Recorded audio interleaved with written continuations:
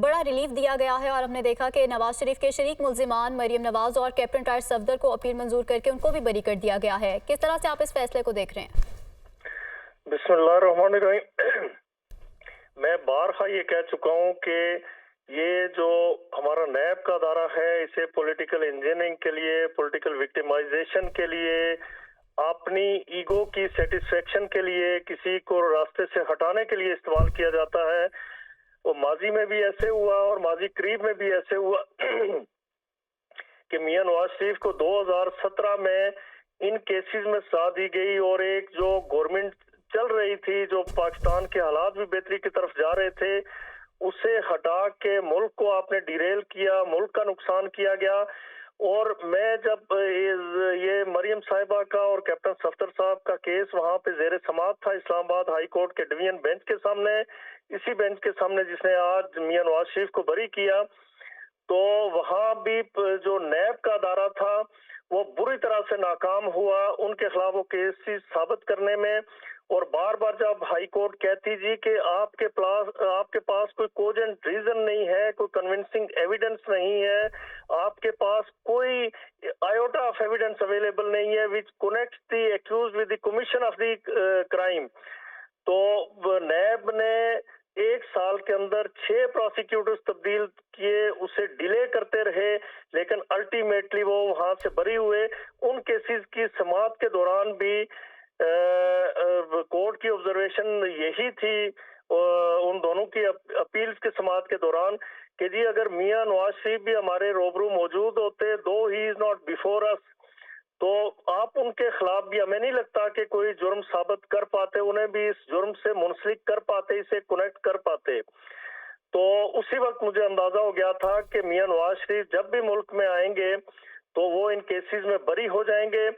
اور آپ نے دیکھا، پوری قوم نے دیکھا کہ جب وہ آئے تو نیب سے جب پوچھا گیا کہ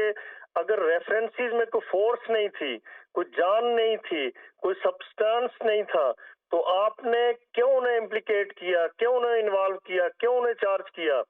تو اس کا جواب ان کے پاس یہ تھا جی کہ نیب نے اس میں انویسٹیگیشن کی ہی نہیں، یہ ایک جے آئی ٹی بنی تھی اور یہ ٹاک آف دی ٹاؤن ہے کہ وہ جو جے آئی ٹی تھی کسی واٹس ایپ کال کے نتیجے میں بنائی گئی،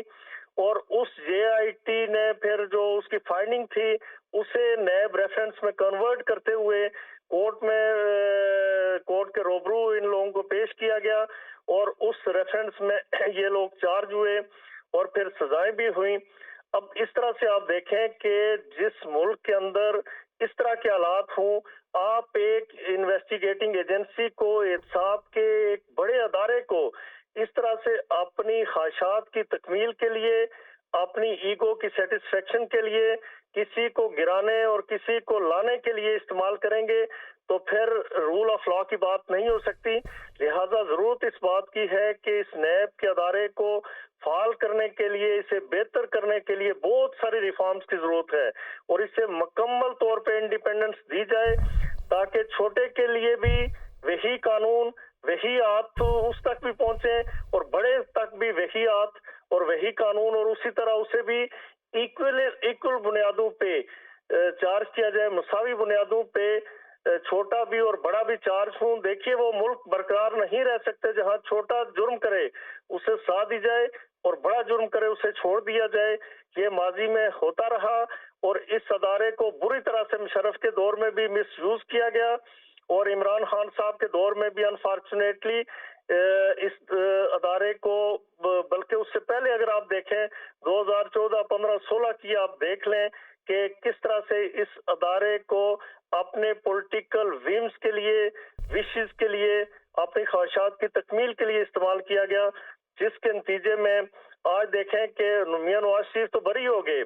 ان کا بھی یقیناً اس میں نقصان ہوا ہوگا کہ ایک فرد جو اپنی اہلیہ کے جی جنازے پہ پیرول پہ جا کے جس نے جنازہ اٹینڈ کیا، اپنی والدہ کے جنازے کو کندھا نہیں دے سکا، لیکن دوسری طرف اس ملک کا بھی بہت بڑا نقصان ہوا، ہماری جو ڈیموکریسی تھی اسے دھچکا لگا، ہماری معیشت بری طرح سے متاثر ہوئی۔ لہٰذا اس کھیل سے ہمیں باہر نکلنا ہوگا اور اداروں کو مضبوط کرنا ہوگا، اور ادارے کسی کے خلاف استعمال نہیں ہوں گے۔ यकीनन आप साथ ही रहिएगा। राजा साहब, एक ट्वीट है मरियम नवाज शरीफ की तरफ से सामने आया है, वो हम अपने नाज़रीन को भी दिखा भी रहे हैं। उन्होंने लिखा है कि जब इंसान जुल्म सहने के बावजूद अपने मामलात अल्लाह ताला के सुपुर्द कर देता है तो वो पूरी दुनिया के सामने इंसान को किस तरह सुरखरू करता है, ये इसकी एक मिसाल है। शुक्र अल्हम्दुलिल्लाह। मरियम नवाज शरीफ जो कि साहबजादी हैं साबिक़ वज़ीर-ए-आज़म नवाज शरीफ की, और नवाज शरीफ साहब जिनको अभी कुछ देर पहले ही एवन फीड और अल अजीज़िया केसेस में बरी कर दिया गया है और उनकी जो सज़ाएं थी वो कलअदम करार दे दी गई हैं, उस पर अब रद्द अमल आना शुरू हो गया है। इससे पहले हमने देखा कि साबिक़ वज़ीर-ए-आज़म नवाज शरीफ की जानिब से भी रद्द अमल आया। उन्होंने भी यही कहा कि जी मैंने अपना मामला अल्लाह ताला पर छोड़ा था, और ये एक बार नहीं कई मरतबा उन्होंने कई मौक़े पर ये बात की। जब भी वो लंदन में मौजूद रहे और ख़ुद साख्ता जिलावतनी गुजार रहे थे, वहाँ पर भी वो सहाफ़ियों से बात करते हुए अक्सर औक़ात यही कहते थे कि मैंने अपना मामला अल्लाह पर छोड़ दिया है, और अब एक बार फिर उन्होंने यही कहा है।